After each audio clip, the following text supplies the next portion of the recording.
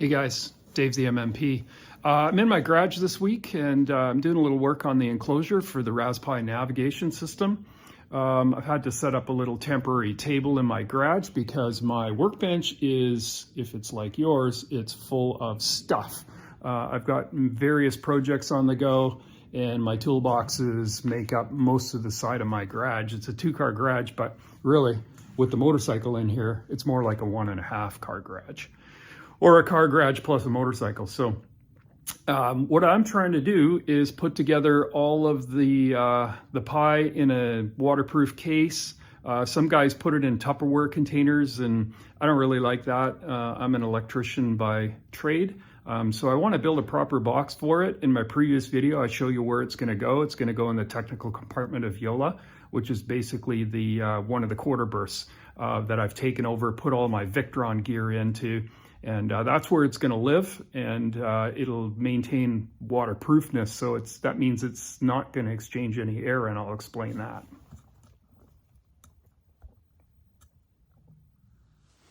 All right, so here's the set of parts that I've put together to go into this enclosure.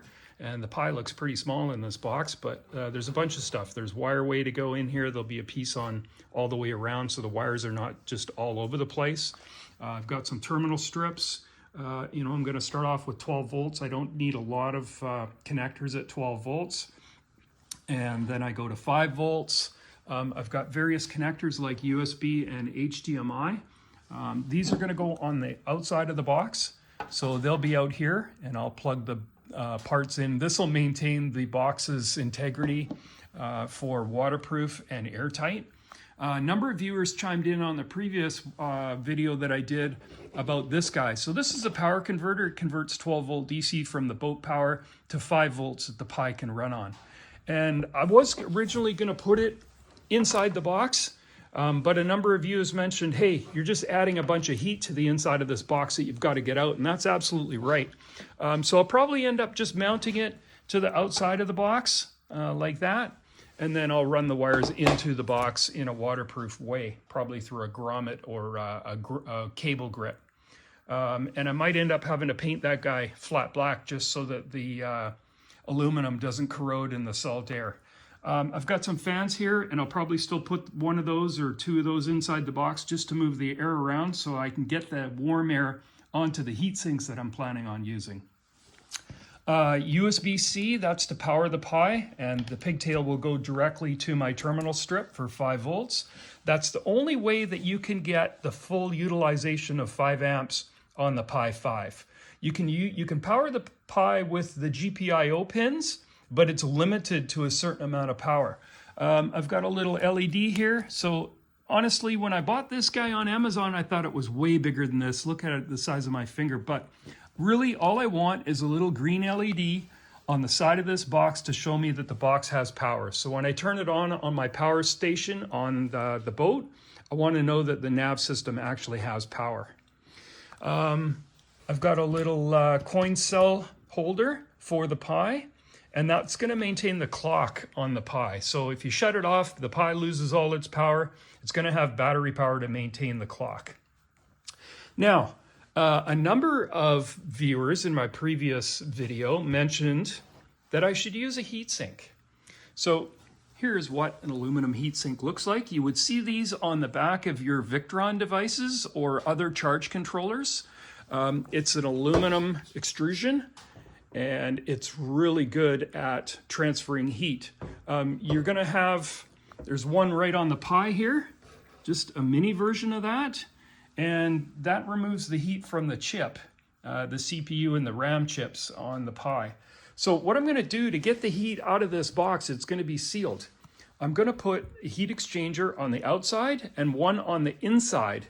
The inside one will scavenge the heat from the box, transfer it to this one, and then it'll give up its heat. I might have to add some fans to it. I might have to change the orientation like this, and put one of the fans down here to blow the heat up and exchange the air. I'll have some of those fans inside the box. And so let's get together and put the parts in here. All right, so here's what the parts look like when they're inside the box. This is a pretty big box, 12 by 15. So I thought that this box was going to be way too big, but now that I've got all the stuff assembled in it, it looks to be just about the right size. You don't want all these components crammed in too close. You're going to end up with heat problems. So here's the Pi. It's got the USB cables on it. I do have my O-Chart dongle on here, and I've also got my wireless dongle for my keyboard.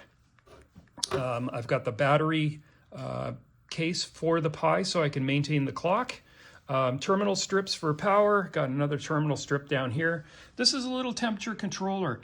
It's got its own little sensor, uses 12 volts, and it's got a relay output so you can control the fans.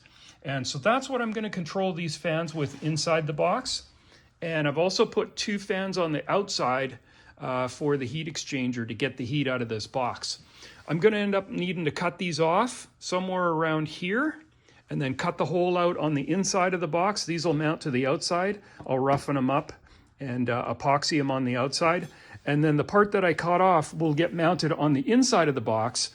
It will scavenge the heat from the inside of the box, transfer the heat to the outside heat exchanger. These fans will blow the heat off the outside heat exchanger. I have another plan too. If that doesn't create enough cooling for the box, I'm going to cut part of this and mount it on the inside here. Cut a little hole out on the top and put a heat pipe exchanger for an NVMe board. I've got one of those coming. So what I'm going to do is once I get this thing all assembled, I'm going to power it up and I'm going to let it run YouTube videos just in a loop, continuous. And I'll do some temperature readings and see what those work out to and find out what the best heat exchanger is going to be for this, because I'm concerned about having too much heat and then the Pi is going to end up throttling itself because it's running too hot. So let's see what happens once we get this whole thing built. Okay guys, that's it for me. Thanks for watching to the end. Next week I'm going to do the power on checks and run it in YouTube in a closed loop, so the actual Pi is doing some work.